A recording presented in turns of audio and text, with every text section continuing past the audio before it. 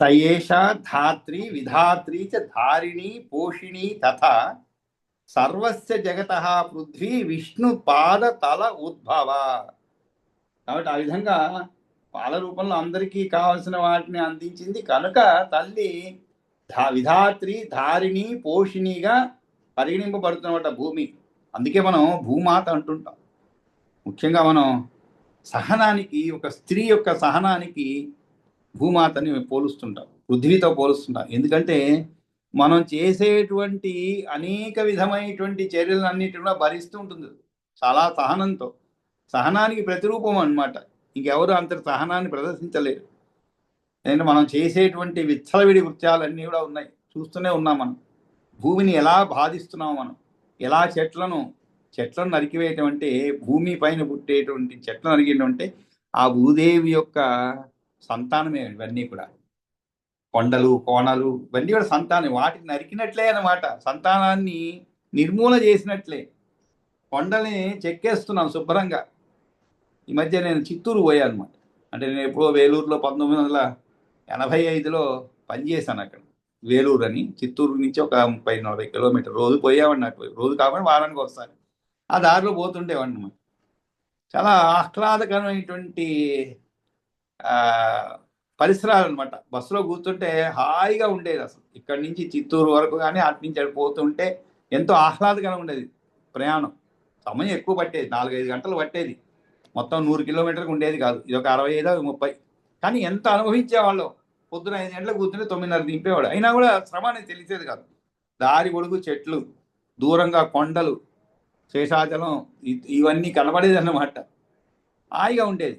అది ఇప్పుడు నేను చెప్పే 85-89 వరకు 4 సంవత్సరాలు ప్రయాణం చేస్తాం మధ్య మధ్యలో. ఆ తర్వాత ఈ మధ్యకాలంలో ఒకసారి అటువైపు పోవడం జరిగింది. నాకే దుఃఖం వేసింది. ఎక్కడ చూడు అంతా కొట్టివేయబడి చెట్లు. అసలు ఒక చోట నిలబడి చెట్టు కింద భోజనం చేద్దామంటే కారులో పోయామన్నమాట. భోజనం చేద్దామంటే నీడ లేదు. అంత దుర్మార్గంగా చెట్లను నరికేశారనమాట. ఆ రోజులో మనకి ఎక్కడ కావాలంటే అక్కడ చెట్ల నీడలో హాయిగా కూర్చొని భోజనం చేసేవాళ్ళు. ఎక్కడంటే అక్కడ నిలుపుకునేవాళ్ళం. కారులో ప్రయాణం చేసేవాళ్ళు. అంత హాయిగా ఉండేది. బస్సులో ప్రయాణం చేస్తే వేడి తగిలేది కాదు. అంత దుఃఖకరమైనటువంటి పరిస్థితులు ఏర్పడింది అనమాట. ఇప్పుడు మళ్ళీ ఏదో మొక్కలు నాటుతున్నారు రోడ్డు సైడ్, అది చేస్తున్నారు. కానీ అవన్నీ మనం అనుభవించలే, అయిపోయింది. ఇంక మనం అనిపించేది అయిపోయింది. మన రాబోయే తరానికి కూడా అవన్నీ పెరిగి పెద్దవి, వాళ్ళకి సత్ఫలితాలు ఇచ్చేటప్పటికి మనం చేసినటువంటి వికృత కార్యాలన్నిటి కూడా ఆ ఫలం అంతా కూడా, దుష్ఫలితాలంతా కూడా వాళ్ళే అనుభవిస్తారు, మన పిల్లలే అనుభవిస్తారు మనకంటే కూడా. మన ప్రయాణాలు అయిపోయినాయి కాబట్టి. ఎందుకు చెప్తున్నా అంటే, ఆ విధంగా మనం గౌరవించవలసినటువంటి భూమిని ఆ విధంగా విత్తలవిడిగా అయినా కూడా ఇప్పుడు కోపగించుకోదు కదండి పాపం. కోపగించుకుంటుంది. ముఖ్యంగా వర్షాలు వచ్చినప్పుడు తెలుస్తుంది దాని యొక్క ప్రతాపము. అయినా ఎంత సహనశీలు అయినా కూడా మరి మధ్య మధ్యలో కోపాన్ని ప్రదర్శించాలి కదండి, లేకుంటే అర్థమవుతుంది కదా మనకి. అలా వరదలు వచ్చి అటు హిమాలయాల్లో కానీ ఎక్కడ కానీ కొట్టేసి మొత్తం ఎక్కడంటే అక్కడ బ్రిడ్జిలు కట్టేసి ఎక్కడంటే ఎక్కడ విద్యుత్తును ఉత్పత్తి చేస్తూ ఆ నీటి ప్రవాహంతో మొత్తానికి కోణల్ని నరికేస్తుంటే మరి వర్షం 4 చినుకులు పడితే వరదలే వస్తున్నాయి. నీరు ఇంకటం లేదు, వరదలే అన్నమాట. ఇది కారణం చెట్లను కొట్టివేయడం వల్ల. అంటే సహనానికి చెప్తున్నాను. అట్లాగే ఒక స్త్రీలో కూడా అంతటి సహనం ఉంటుంది. అన్ని విధాలా బాధింపబడుతుంది, అయినా కూడా సహనాన్ని ప్రదర్శిస్తుంది. అందుకే భూమాతతో పోలుస్తారనమాట. కాబట్టి సయేష ధాత్రి విధాత్రి చ ధారిణి పోషిణి తథా సర్వస్వ జగత పృథ్వీ విష్ణుపాద తలోద్భవ. ఈ విధంగా ఏవం ప్రభావ స పృథు పుత్రో వేనస్య వీర్యవాన్ జగ్నే మహీపతి పూర్వో రాజా అభూత్ జనరంజనాత్. కాబట్టి ఆ విధంగా ఇంతటి ప్రభావం ఉన్నటువంటి వీర్యవంతుడైన, ఏవం ప్రభావ, ఇటువంటి ప్రభావం ఉన్నటువంటి ఆ యొక్క వేణుని పుత్రుడు, వీర్యవంతులకు ప్రభువు ఈ విధమైన ప్రభావం కలవాడయ్యా మైత్రేయ. అతడు పుట్టిన వెంటనే మహాపతి అయినాడనమాట. పుత్రో వేనస్య వీర్యవాన్ జగ్నే మహీపతి పూర్వో రాజా అభూత్ జనరంజనాత్. ఆయన ప్రజలను రంజింపజేసినాడు అనమాట. రంజింపజేయటం అంటే ఏమిటి? సంతోషపెట్టడం, వాళ్ళని అన్ని విధాలా ఆదుకోవటం అనమాట. వాళ్ళకి కావాల్సినవన్నీ కూడా సమకూర్చడం. అన్నీ సమకూర్చలేరు అనుకోండి, కానీ వాళ్ళ కోరికలను వీలైనంత వరకు తీర్చడం అన్నమాట. అందుకని రాజు అను సార్థకమైన పేరును పొందాడనమాట. రాజు అంటే ఏమిటి? రంజయతే అంటే ఎవరైతే ప్రజలను రంజింపజేస్తారో అతనే రాజు. మనం రాజులను ఎన్నుకుంటాం మనం. కానీ దురదృష్టవశాత్తు ఎన్నుకునేంత వరకే. ఎన్నుకున్న తర్వాత వాళ్ళ చేతుల్లో మనం ఉంటాం 5 సంవత్సరాలు. ఎప్పుడెప్పుడు వెళ్ళి రాజు అనేవాడు ఎలా ఉండాలి? ఎప్పుడు కూడా మనం ఉండాలి అని కోరుకునేలాగా ఉండాలన్నమాట. అంటే ఇతనే ఉండాలి, మనల్ని శాసించాలి, మనల్ని పాలించాలి అనేటువంటి కోరిక ఉండాలన్నమాట. కానీ ఈ రోజులు 5 సంవత్సరాలు అయ్యేటప్పటికి ఎప్పుడు పోతాడో మళ్ళీ కొత్తవాడిని ఎన్నుకోవాలనేటువంటి భావన కలుగుతుంది అనమాట. అటువంటి భావన మనలో వస్తుంది. అది రాకూడదు. రాజు అంటే మనం చూసా రామాయణంలో ఒక చక్కటి సన్నివేశం ఉందన్నమాట. మనందరికి జ్ఞాపకం ఉండుండొచ్చు. వాల్మీకి రామాయణంలో మనం చదువుకున్న దాంట్లోనే ఎప్పుడైతే ప్రజలను అడుగుతాడనమాట, ఎవరు? దశరథ మహారాజు. మరి నాకు వార్ధక్యం వచ్చేసింది, నా చెవి దగ్గర ఉన్నటువంటి ఆ తెల్లటి వెంట్రుకలు, వార్ధక్యంలో తెల్లటి వెంట్రుకలు వస్తాయి కదా, అవి చెవిలోకి పోయి, అది సాధారణమైన పని. అది వెంట్రుకలు చెవిలోకి పోవడం సాధారణమే. నాలో చెప్తుంది అన్నమాట, నీకు సమయం ఆసన్నమైనది, ఈ బరువు బాధ్యతలను వేరే వాళ్ళకి అప్పగించవలసినటువంటి అవసరం వస్తున్నది అని చెప్పి నాకు అని ప్రజాభిషేకరణ అనమాట. ప్రజా అభిప్రాయ సేకరణ అంటే నేరుగా నేను శ్రీరామచంద్రుణ్ణి పట్టాభిషేకం గావిస్తాను చెప్పను. ఆయన ప్రజల యొక్క అభిప్రాయ సేకరణ కోసం వాళ్ళకి ఈ విధంగా చెప్తారు. అప్పుడు చాలా చక్కగా చెప్పబడింది. దశరథ మహారాజుని రాజుగానే ఉండాలని కోరుకుంటున్నారు ప్రజలు. కానీ దురదృష్టవశాత్తు ఆయనకు వయసు ఆయన వైపు లేదు, ఫేవరెట్గా లేదు. ప్రజలు కోరుకుంటున్నారు, కానీ ఆ మాటను ఎలా చెప్పగలరు? నువ్వు రాజు కావద్దు, మాకు తర్వాత శ్రీరామచంద్రుని పట్టాభిషేకం గావించమని చెప్పి నేరుగా చెప్పలేరు. ఎందుకంటే మరి రాజులో ఎటువంటి అంటే అననుకూల పరిస్థితులు, అంటే వద్దు అనే చెప్పేందుకు అనుకూల పరిస్థితులు ఏవి లేవన్నమాట. చాలా చక్కగా ఉంది ఆయన పాలన. అందుకని ప్రజలందరూ కూడా సంకోచిస్తుంటారు ఎలా చెప్పాలి ఏమిటని, వయసు రీత్యా అనమాట, వేరేమి లేదు. అప్పుడు శ్రీరామచంద్రుడి యొక్క గుణగణాల గురించి వీళ్ళందరూ పొగుడుతారు. అని చదువుకున్న ఆయన గుణగణాలు ఎలాంటిదని అప్పుడు అర్థమైపోతుంది దశరథ మహారాజుకి.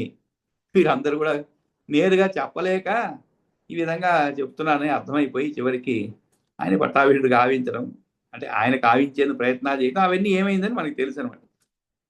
కాబట్టి ఆ విధంగా ఇక్కడ పృథు చక్రవర్తిగా చాలా చక్కగా పరిపాలన చేసి జనరంజకుడుగా పేరు పొంది రాజు అనేటువంటి దానికి సార్థక నామధేయుడు అయ్యాడనమాట. ఆయన సార్థక నామధేయుడయ్యాడు. ఏవం ప్రభావ సపృథు పుత్రో వేనస్య వీర్యవాన్ జగ్నే మహీపతి పూర్వో రాజా అభూత్ జనరంజనాత్. కాబట్టి ప్రజలను రంజింపజేసినాడు కనుక రాజు అనేటువంటి దానికి సార్థకమైన పేరును పొందాడనమాట. ఈ విధమైన పృథు చక్రవర్తి యొక్క జన్మ వృత్తాంతాన్ని ఇదం జన్మ వైన్యస్య పృతోహో కీర్తయతే నరః నతస్య దుష్కృతం కించిత్ ఫలదాయి ప్రజాయతే అంటే పుట్టడం అనేది అంటే ఏమిటి? ఫలించడం అనేది. యాహ ఇదం జన్మ వైన్యస్య అంటే వైన్యుడి అంటే పృథు చక్రవర్తి యొక్క వృత్తాంతాన్ని, జన్మ వృత్తాంతాన్ని కీర్తించిన వానికి పృతోహ కీర్తయతే నరః, ఎవరైతే కీర్తిస్తాడో నతస్య దుష్కృతం కించిత్, అతని దగ్గరికి అతను చేసిన చెడు కర్మ తనమైన ఫలాలను అనుభవింపజేయజాలదు. అతడు చేసిన చెడు కర్మ తనవైన ఫలాలను అనుభవింపజేయజాలదు అంటే ఏమిటి?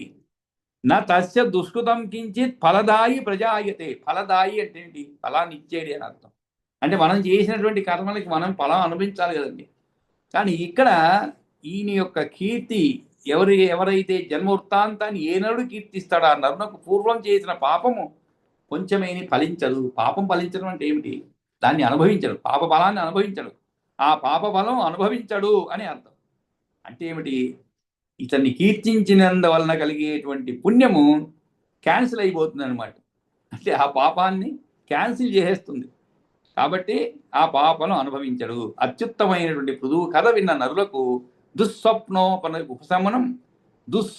ఉపశమం నృణాం శృణ్వతాం చ ఏతద్ ఉత్తమం శృణ్వంతాం చ ఏతద్ ఉత్తమం. కాబట్టి ఉత్తమైనటువంటి ఈ యొక్క గాథను, జన్మ వృత్తాంతాన్ని వేణుని కొడుకైన పృథువు యొక్క జన్మ వృత్తాంతాన్ని ఏ నరుడు కీర్తిస్తాడు అన్నాడు. పూర్వం చేసిన పాపం కొంచెమేని ఫలించదు, అంతేకాదు ఆ పాప ఫలం అనుభవించడు.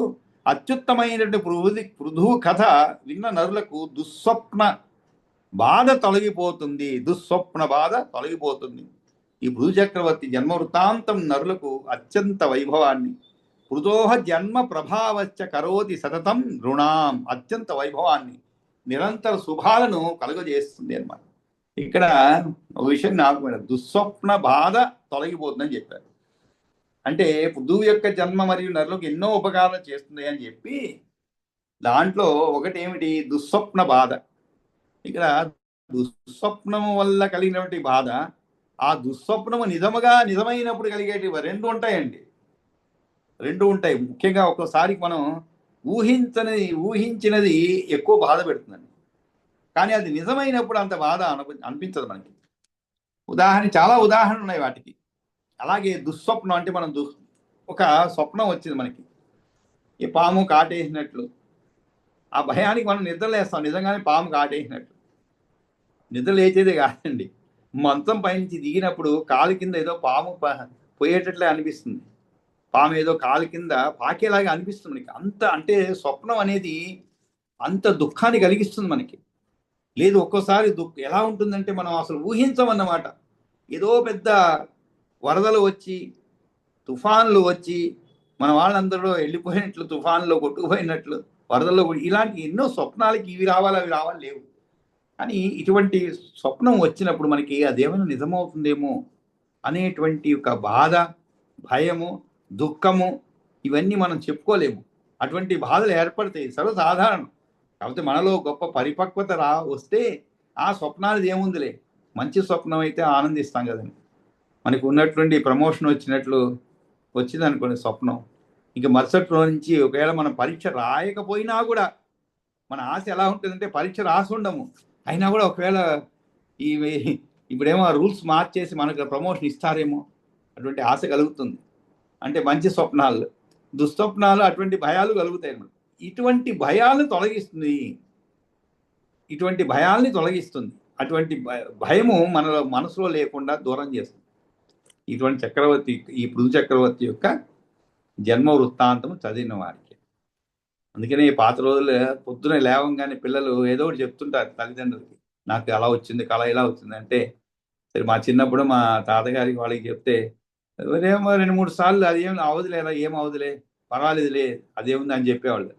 కానీ మాకు లోపల ఏదో పొద్దున ఒకసారికి ఆలస్యంగా లేచిన దానికి కారణం ఏదో స్వప్నం వచ్చి ఇలా చెప్తూ ఉంటే మా తాతగారు చెప్పారు, సరేనా ఉన్నట్టు నువ్వు ఒక పని చేయి, స్వప్నం ఎలా వచ్చింది అంటున్నావు కదా, విష్ణు సహస్రనామ పుస్తకం పెట్టుకొని కూర్చొని చదువు, ఆ దుస్వప్నం వచ్చినప్పుడు మరుసటి రోజు పొద్దున లేచి దానితో నీకు బాధ అంతే. ఆ తర్వాత ఎప్పుడు కూడా, ఎందుకంటే విష్ణు సహస్రనామం చదవాలంటే 40 నిమిషాలు పడుతుంది సమయం, కనీసం ఎంత నెమ్మదిగా చదివినా కూడా, ఎంత వేగంగా చదివినా కూడా. ఇది ఎందుకులే అని చెప్పి వస్తే కూడా దుస్వప్నాలు చెప్పడం లేదు. ఎందుకంటే ఆయన చెప్పంగానే చదవమంటాడు, పోనీ చదవమంటే పర్వాలేదు, మరుసటి కూర్చొని చదివావా లేదా చదివిస్తాను అనమాట. అందుకని దుస్వప్నాలు ఆయన చెప్పడం మానేసాం అనమాట. ఏదైనా మంచి కళ వస్తే మాత్రం చెప్తాం అనమాట.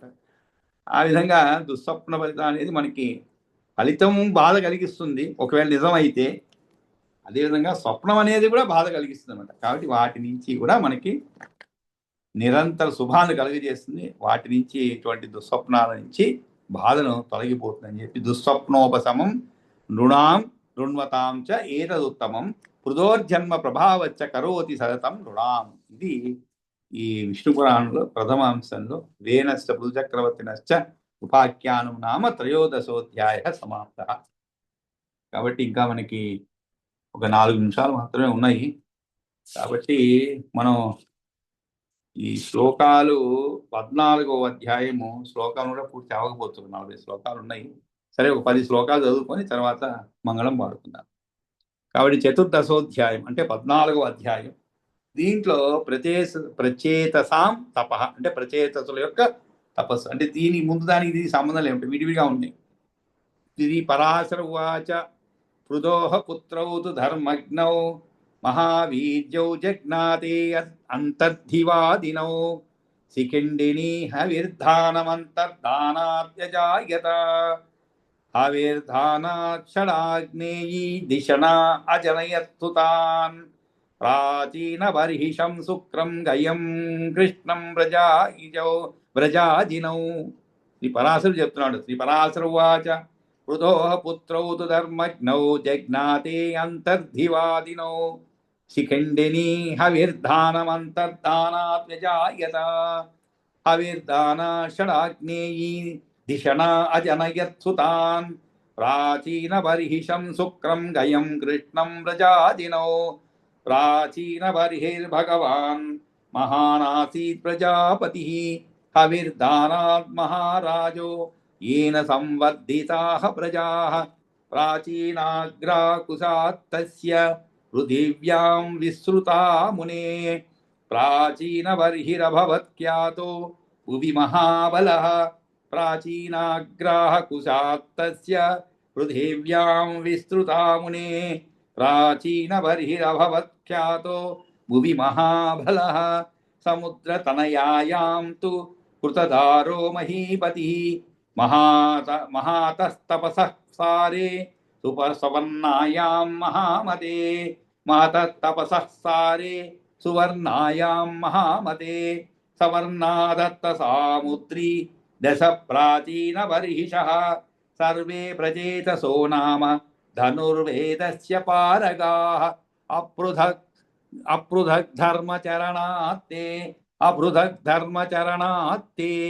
अप्यप्यन्तमहत्तपः अतप्यन्तमहत्तपः दशवर्षसहस्राणि समुद्रसलिलेशयाः मैत्रेय उवाच यदर्थं ते महात्मान तपस्ते पुर्महामुने प्रचेतसः समुद्रां भस्येतदाख्यातुमर्हति यदर्थं ते महात्मान तपस्ते पुर्महामुने प्रचेतसः समुद्रात् अंभस्येतदाख्यातुमर्हसि पराशर उवाच पित्रा प्रचेतसः प्रोक्ता प्रजार्थममितात्मना प्रजापतिनियुक्तेन बहुमानपुरस्सरं ब्रह्मणा देवदेवेन समादिष्टो वस्म्यहं सुताः प्रजाः संवर्धनीयात्ते मया च उक्तं तथेति तत्.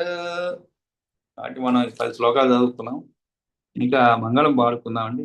స్వస్తి ప్రజాభ్య పరిపాలయంతాం న్యాయేన మార్గేణ మహీమహీషాః గో బ్రాహ్మణేభ్య శుభమస్తు నిత్యం లోకా సమస్తా సుఖినో భవంతు కాలే వర్షతు పర్జన్యః పృథివీ సస్యశాలిని దేశోऽयं క్షోభరహితో బ్రాహ్మణాः సంతు నిర్భయాः అపుత్రః పుత్రిణः సంతు పుత్రిణः సంతు పౌత్రిణः अधनाः सधनाः सन्तु जीवन्तु शरदास्यतं कायेन वाचा मनसेन्द्रियैर्वा बुद्ध्यात्मना वा प्रकृते स्वभावात् करोमि यद्यत् सकलं परस्मै नारायणेति समर्पयामि यदक्षरं पदभ्रष्टं मात्राहीनं तु यद्भवेत् तत्सर्वं क्षम्यतां देवनारायणमोऽस्तु ते विसर्गबिन्दुमात्राणि पदपादाक्षराणि च न्यूनानि चातिरिक्तानि क्षमस्व महेश्वर.